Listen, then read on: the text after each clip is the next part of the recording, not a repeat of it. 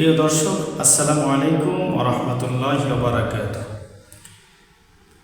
দূরের এবং কাছের, দেশ ও প্রবাসের সকলকে জানাচ্ছি ঈদ মোবারক। আলহামদুলিল্লাহ, আগামীকাল আমাদের বাংলাদেশে পবিত্র ঈদুল ফিতর। ফুকাহায়ে কেরাম ঈদের দিনে 12টি সুন্নতের কথা বলেছেন। আসুন আমরা আলোচনার সাথে থাকি। নাম্বার 1, অতি সকালে ঘুম থেকে ওঠা। বাইহাকি 6116 নং হাদিস। নাম্বার 2, মেসওয়াক করা, গাছের ডালা অথবা শিকার দ্বারা মেসওয়াক করা। তাবিইনুল হাকায়েক, প্রথম খণ্ড 538 পৃষ্ঠা। নাম্বার 3, গোসল করা, ইবনে মাজাহ হাদিস নম্বর 1315। নাম্বার 4, ইসলামিক শরিয়া মোতাবেক সাজসজ্জা করা, বুখারী হাদিস নম্বর 948।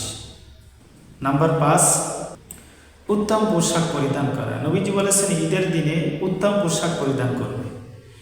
কেউ মনে করতে পারে যে নতুন পোশাকই বোধহয় লাগবে।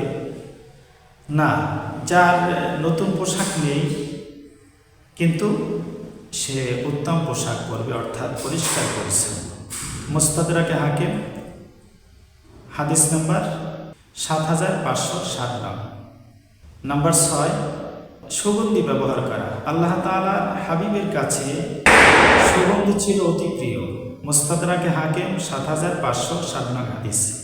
নাম্বার 7, মিষ্টান্ন দ্রব্য খেয়ে ঈদগাহে যাবে। উত্তম হচ্ছে যে বেজোর খেজুর খেয়ে ঈদগাহে যাওয়া। বুখারী হাদিস নং 953। নাম্বার 8, সকালে সকালে ঈদগাহে যাওয়া। আবু দাউদ 1157 নং হাদিস। ঈদগাহে নামাজের পূর্বে সদকায়ে ফিতর আদায় করা। হাদিস নং 1694। নাম্বার 10, ঈদগাহের মাঠে ঈদের নামাজ আদায় করা। বুখারী 956 নং হাদিস। নাম্বার 11, ঈদগাহে যাওয়া আসায় রাস্তা পরিবর্তন করা। বুখারী 986 নং হাদিস।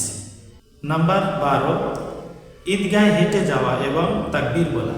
আল্লাহু আকবার, আল্লাহু আকবার, লা ইলাহা ইল্লাল্লাহু, আল্লাহু আকবার, আল্লাহু আকবার, ওয়ালিল্লাহিল হামদ। আবু দাউদ 1153 নং হাদিস এবং মুস্তাদরাকে হাকিম 1105 নং হাদিস।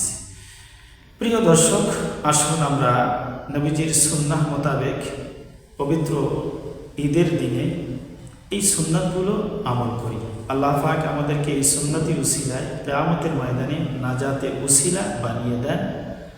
আমিন। আসসালামু আলাইকুম ওয়া রাহমাতুল্লাহি ওয়া বারাকাতুহু।